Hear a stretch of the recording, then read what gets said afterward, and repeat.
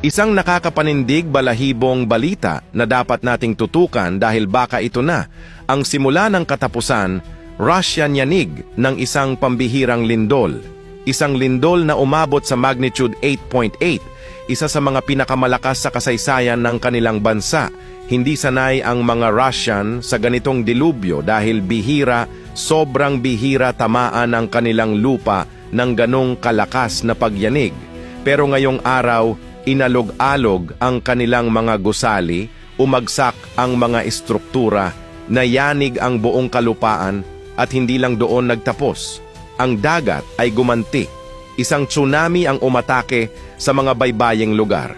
Inanod ang mga kabahayan, sinira ang kabuhayan.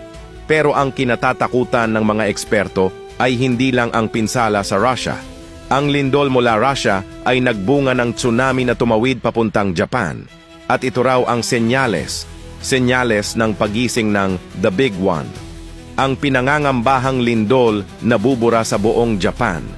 Gaya ng nangyari noong 2011, isa sa pinakamatinding sakuna sa kasaysayan ng mundo.